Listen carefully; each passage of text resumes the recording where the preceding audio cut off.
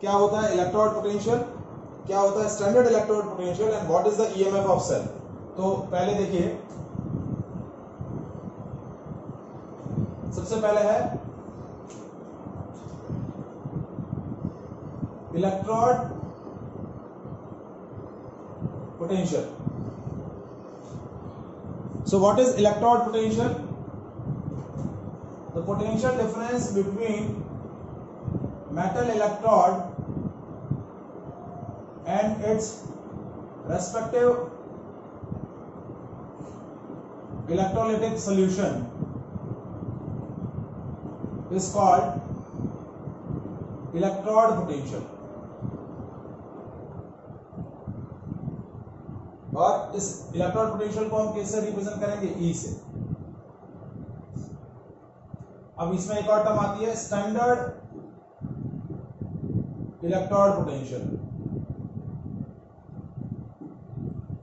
So what is standard electrode potential? Standard electrode potential is potential difference between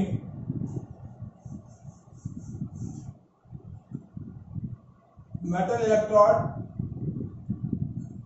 and its respective electrolytic solution of 1 molar concentration is called standard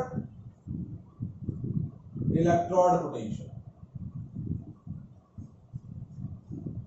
तो इसको हम represent करते हैं E not से। Standard electrode potential क्या है कि आपका जो इलेक्ट्रोलाइटिक सॉल्यूशन है उसकी कंसंट्रेशन कितनी हो गई है, 1 मोलर। कितनी हो गई है, 1 मोलर। ये जो आपका इलेक्ट्रोलाइटिक सॉल्यूशन है उसकी कंसंट्रेशन कितनी होगी, 1 molar concentration. Difference is the effect of flow of charges. Potential difference is the cause of flow of charges. Charges को एक पॉइंट से दूसरे पॉइंट फ्लो करवाना है, so we need a potential difference. तो ईएमएफ ऑफ सेल क्या होता है, it is maximum potential difference across the electrodes of a cell when no current drawn from it. जब सेल से कोई भी करंट ड्रॉ नहीं होती है, उस केस में आपका दोनों इलेक्ट्रोड के बीच का जो मैक्सिमम पोटेंशियल डिफरेंस होता है वो क्या बोला जाता है, ईएमएफ ऑफ सेल। क्या बोला जाता है, ईएमएफ ऑफ सेल। इसको हम दूसरे तरीके से कैसे डिफाइन कर सकते हैं, EMF of cell is the difference of electrode potentials of both electrodes. दोनों इलेक्ट्रोड्स के इलेक्ट्रोड पोटेंशियल का जो डिफरेंस होगा वो क्या बोला जाएगा, ईएमएफ ऑफ सेल। तो ईएमएफ ऑफ सेल क्या होता है, ई सेल बोलते हैं। E cell is E cathode minus E anode, means it is the difference of electrode potential of cathode minus electrode potential of anode. और one is standard EMF of cell, इसको हम बोलते हैं E naught cell. Standard EMF of cell, तो ये क्या होता है, E naught cathode minus E naught anode, तो that is known as E naught cell.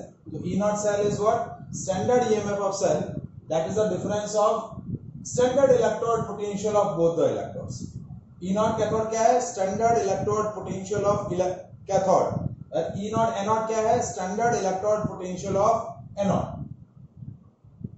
तो दोनों के इलेक्ट्रोड पोटेंशियल का जो डिफरेंस होगा वो क्या बोला जाएगा, ईएमएफ ऑफ सेल। और यदि हम फिजिक्स की डेफिनेशन में बोलें तो it is a maximum potential difference across the both the electrodes of the cell when no current is drawn from it. देखिए, मैं वापस से वो जो डायग्राम मैंने ड्रॉ किया था वो वापस से ड्रॉ करता हूं तो आपको क्लियर हो जाएगा कि क्या है ईएमएफ ऑफ सेल।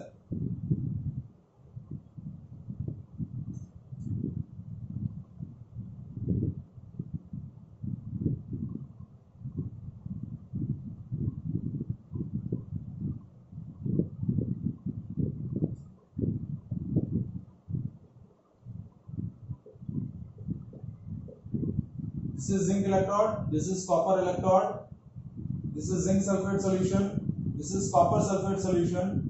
ये आपका सॉल्ट ब्रिज है, ये नेगेटिवली चार्ज इलेक्ट्रोड है, ये पॉजिटिवली चार्ज इलेक्ट्रोड है. ये इलेक्ट्रोड अपने सॉल्यूशन के रेस्पेक्ट में नेगेटिव चार्ज है, ये इलेक्ट्रोड अपने सॉल्यूशन के रेस्पेक्ट में पॉजिटिवली चार्ज है. और इन दोनों इलेक्ट्रोड के बीच का जो पोटेंशियल डिफरेंस है, the difference of electrode potential of both the electrodes, that is called EMF of cell. अब अभी इस सर्किट में से कोई भी करंट ड्रॉ नहीं हो रही है. ये देखिए यहाँ जो मैंने एक स्विच कनेक्ट कर रखा है, that switch is open, no current is drawn from the circuit. तो जैसा कि मैंने डेफिनेशन बोला है, it is a maximum potential difference across the electrodes of the cell when no current is drawn from it.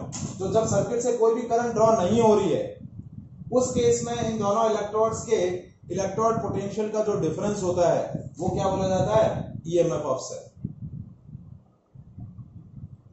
तो जब हम इस डैनियल सेल के लिए standard EMF of cell calculate करना चाहें, तो स्टैंडर्ड ईएमएफ ऑफ सेल क्या होता है? E naught cell is E naught cathode minus E naught anode. तो ई नॉट कैथोड क्या है? आपका कैथोड क्या है? कॉपर इलेक्ट्रोड है. तो ये हो गया ई नॉट कॉपर इलेक्ट्रोड और ई नॉट जिंक इलेक्ट्रोड. देखिए मैंने किस तरीके से लिखा है, ई नॉट Cu2+/Cu. ये बेसिकली ये जो पोटेंशियल्स हैं वो बोले जाते हैं स्टैंडर्ड रिडक्शन पोटेंशियल. क्या बोले जाते हैं? Standard reduction potential. तो ये है standard reduction potential of copper electrode, ये है standard reduction potential of zinc electrode, which is given in the table which is known as electrochemical series. Later on हम वो डिस्कस करेंगे electrochemical series. तो E not जो standard electrode potential copper का होता है वो होता है 0.34. ठीक है, और जिंक इलेक्ट्रोड का होता है -0.76. ठीक है, तो ये माइनस माइनस प्लस हो गया, तो दैट इज 1.1 वोल्ट. तो स्टैंडर्ड ईएमएफ ऑफ सेल, जो डैनियल सेल का स्टैंडर्ड ईएमएफ आता है वो कितना होता है? 1.1 वोल्ट. मींस जब तक इस सेल से कोई भी करंट ड्रॉ नहीं होगी, मतलब इससे कोई भी इलेक्ट्रिक अप्लायंस या कोई भी दूसरा कंपोनेंट कनेक्ट नहीं होगा, तब तक इसके दोनों इलेक्ट्रोड मैक्सिमम कितना वोल्टेज सब्सक्राइब करेंगे? 1.1 वोल्ट. क्या करेंगे? 1.1 volt. As you connect the circuit, जैसे ही आपने क्या किया, स्विच को क्लोज किया, अब क्या होगा? इलेक्ट्रॉन यहां से यहां जाएंगे और जिस डायरेक्शन में इलेक्ट्रॉन जाएंगे उसके अपोजिट डायरेक्शन में करंट फ्लो करेगा. As you close the circuit, electrons are flowing from zinc electrode to the copper electrode, and due to that current is flowing from positive terminal to the negative terminal. Normally जब हम cell connect करते हैं register के across, तो current हमेशा positive terminal से negative terminal की तरफ फ्लो करती है. तो इलेक्ट्रॉन जो है वो नेगेटिव टर्मिनल से पॉजिटिव टर्मिनल की तरफ जाएंगे, तो उसी वजह से इलेक्ट्रॉन करंट जो है वो पॉजिटिव इलेक्ट्रोड से नेगेटिव इलेक्ट्रोड की तरफ जाएगा. तब ये जो पोटेंशियल डिफरेंस होगा वो 1.1 से कम रहेगा. That is called terminal potential difference. That later on we have discuss in the physics, detail में फिजिक्स में आएगा. बट यहां आपको क्या ध्यान में रखना है? The standard EMF of cell is standard electrode potential of cathode minus standard electrode potential of anode, and its value is 1.1 volt. And the EMF of cell is E cathode minus E anode. Standard का मतलब क्या है? The concentration of both the electrolytic solution is 1 molar. दोनों electrolytic solution की concentration क्या होती है? 1 molar. Is that clear?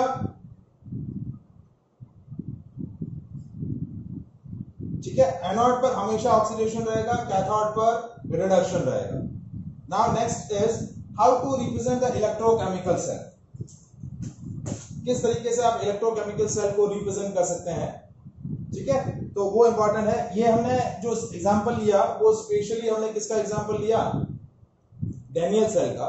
अब इस तरीके से कोई भी दो मटेरियल यूज करके आप इलेक्ट्रोकेमिकल सेल फॉर्म कर सकते हैं. So different kind of electrochemical cell we have discuss here. ठीक है, तो पहले हम सबसे पहले डिस्कस करते हैं how to represent the electrochemical cell. So representation of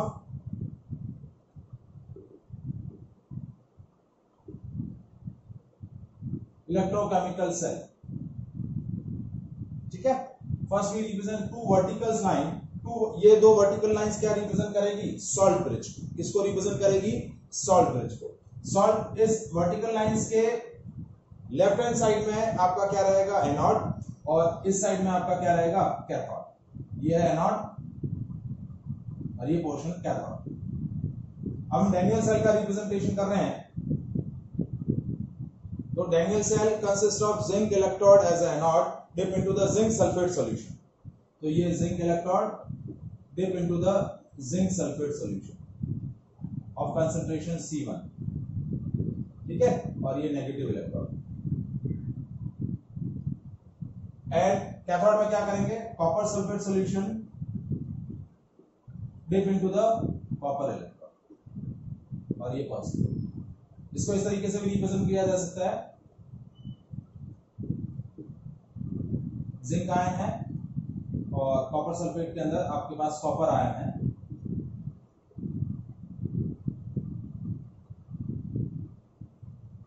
तो ये वाला इस सॉल्ट ब्रिज के इस तरफ वाला पोर्शन हमेशा एनोड होगा और इस तरफ वाला हमेशा क्या रहेगा, कैथोड।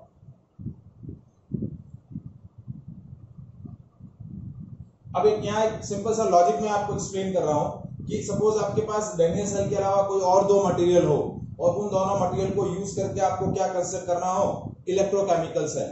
तो how to construct a electrochemical cell by using two different metal या मटेरियल एज अ इलेक्ट्रोड। तो जो इलेक्ट्रोड ज्यादा रिएक्टिव है that is always made as a anode, और जो लेस रिएक्टिव होगा वो हमेशा क्या बनेगा, cathode,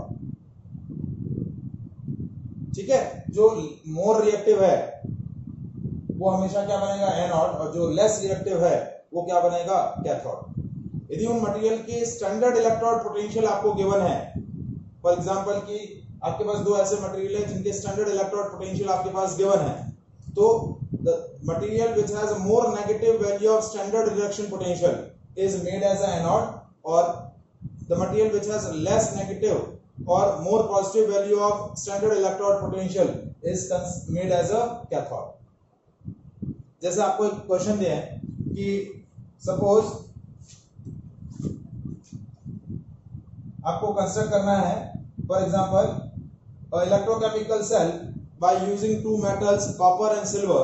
copper is dip into the copper sulphate solution and zinc is dip into the zinc sulphate solution. Copper is dip into the copper sulphate solution and zinc is dip into the zinc sulphate solution. So how to construct the electrochemical cell. तो कैसे electrochemical cell आप form करेंगे, देखिए आपके पास दो material है, copper electrode present in a copper sulfate solution and silver electrode dip into the silver nitrate solution, AgNO3 solution. So as we know that in between copper and zinc, copper is more reactive, zinc is less reactive. तो copper जो होगा वो anode बन जाएगा और zinc जो है वो एनोड बन जाएगा, सॉरी कैथोड बन जाएगा। कॉपर आपका एनोड होगा और जिंक आपका क्या बन जाएगा, कैथोड। और एनोड पर हमेशा क्या होता है, ऑक्सीडेशन, कैथोड पर हमेशा क्या होगा, रिडक्शन।